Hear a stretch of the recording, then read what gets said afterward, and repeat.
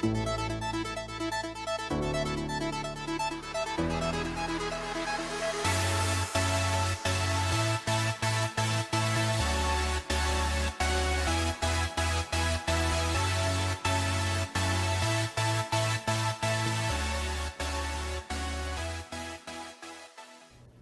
in my role, I get to see all sorts of ninth graders. I get to see them personally as a teacher during first and third block, and then I also go on my off blocks and work with my teachers in their classrooms. Sometimes that looks like I'm just there helping instruct the students who are falling behind or pulling a small group, but then I also can go in there and take this lovely rolling whiteboard and check for a particular standard. So as far as my role, I'm just there to help guide and pull the groups of students specifically that the teacher needs addressed. And a lot of times it's based on teacher requests. I like to think of my role as like two different parts. I've got a support role and then a teaching role. So in the morning I'm supporting, and then in the afternoon I'm teaching.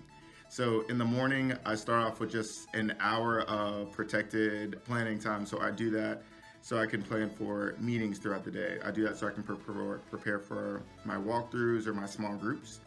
And then in the morning, I'm able to work with one teacher. I coach her informally. So she's a first year teacher.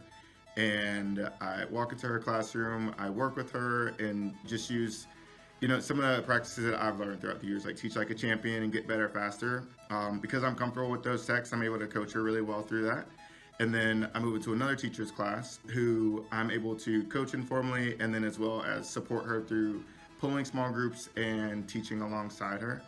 The last teacher of the morning that I support her just by pulling small groups, and then most days I teach alongside her, or like I said, I'll pull that small group. I have a Reach associate, and my Reach associate and I, we plan every day, which is very, very important to us because we do a time swap where half of the time my students are with her, and then half of the time my students are with me.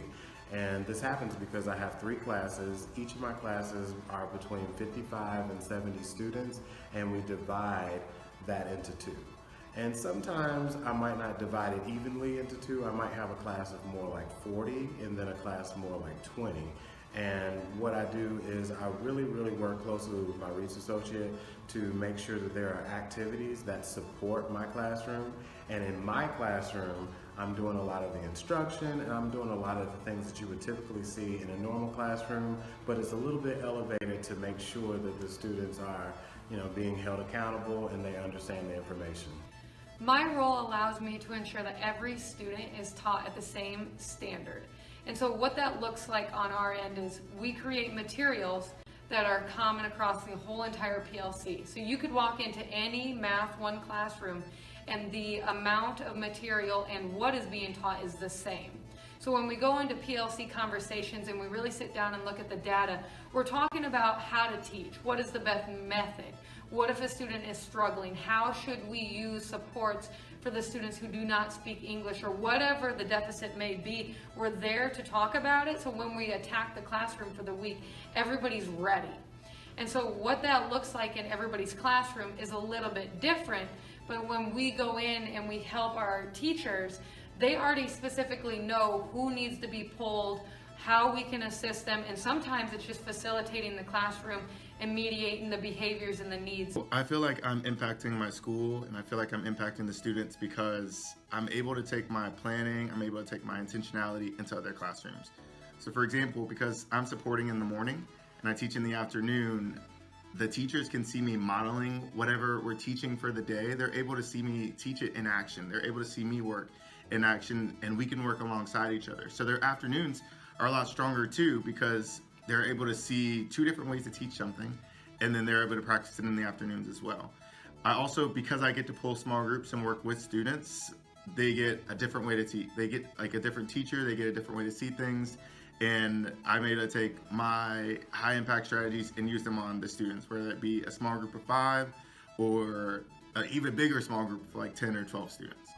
Being a part of Success by Design has really allowed me to expand my reach to even more students, because prior to this I only had about 90 to 100 students, and now I'm averaging about 180 students a year. So what it has done is it has been pretty much a successful tool for me to be able to reach more students. And I know for a fact that it's making a difference. So with Success by Design, I love that I'm able to assume a bigger leadership position in the school. So I'm able to take what I know has worked in my classroom and share it with other teachers. I like that because I know what impacts my kids and works for my kids can work for other students too. Success by Design does allow you as a teacher to be pushed in another level, and it is an accountability measure. But if you really step back from that and think about what your impact is on a school and the kids' education, at the end of the day, it's not that hard to go pull your data, because your data and your numbers speak volumes about what you do as a teacher. Now, yes, that little number doesn't tell everything you do, but that's what people need to see. Your impact is what's going to have an impact across other schools and other students and other teachers. And if you never open yourself up to that opportunity, you never know what is there yet to become of other students. So if I were to promote Success by Design, you need to try it. Go ask somebody. There's a lot of people that can help you pull your numbers. But if you're having great impact in the classroom, why not allow that to happen for every child? And that's what Success by Design create. If you want to be a leader, but you don't want to really leave the classroom yet, you still want to work with students, but you also want to work with teachers and make other teachers better, Success by Design is the way for you.